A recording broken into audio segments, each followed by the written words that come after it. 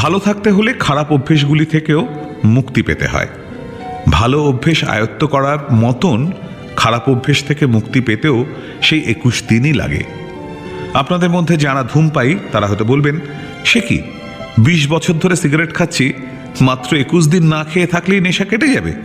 উত্তরে বলবো 21 দিন কেন, তার চেয়ে ঢের কম দিনেই আপনার নেশা কেটে যেতে পারে, যদি না আপনি নিজেকে হঠাৎ ক্ষমতাশালী বলে ভাবতে শুরু না করেন। দিন 7 সিগারেট না খাবার পর আপনার মনে হবে, এই তো দিব্যি নেশা থেকে মুক্ত হয়ে গেছি, 1-8টা সিগারেট খেলে কী বা হবে, নেশায় তো আর নতুন করে জড়িয়ে পড়ছি না। এই ভেবে যদি একবার সিগারেটে ঠোঁট ঠেকান, তবে আর যে ফিরতে পারবেন না এটা হলফ করে বলতে পারি, তা সে আপনার মনের জোর যতই হোক না কেন। খারাপ অভ্যেস ছাড়তে হলে অভ্যেসটা যে সত্যি সত্যি খারাপ, সেই অভ্যেসের ফলে শরীর আর মনের যে সত্যি সত্যি ক্ষতি হচ্ছে সেটার বিষয়ে নিঃসন্দেহ হওয়া দরকার।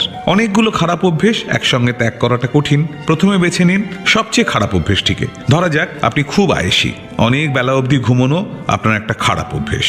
কাজ ফেলে ঘন্টার পর ঘন্টা টিভি দেখাটা আপনার আরেকটা খারাপ অভ্যেস। রেগে গেলে গালাগালি করার অভ্যেস আছে বলে অন্যের কাছে আপনাকে কথা শুনতে হয়। আপনাকে ঠিক করতে হবে কোন খারাপ অভ্যেসটাকে আপনি আগে ছাড়বেন। যেটা ছাড়া অপেক্ষাকৃত সোজা সেটাকে আগে ছাড়ুন। আপনার ক্ষেত্রে ভোরবেলায় ওঠাটাই সবচেয়ে সোজা। ঘড়িতে অ্যালার্ম দিয়ে, ঘরের সব কটা আলো জ্বালিয়ে দিয়ে, রেডিওটা জোরে চালিয়ে দিয়ে ভোরবেলায় ঘুম তাড়ানো সম্ভব। 21 দিন এই জিনিসটা ক্রমাগত করে যদি ঘুম থেকে দেরিতে ওঠার অভ্যেসটা একেবারে ছেড়ে যায়, তবে সেই সাফল্য থেকে মনের মধ্যে যে বাড়তি জোর আসবে, তারই সাহায্যে আপনি অন্য খারাপ অভ্যেসগুলো থেকেও বেরিয়ে আসতে পারবেন।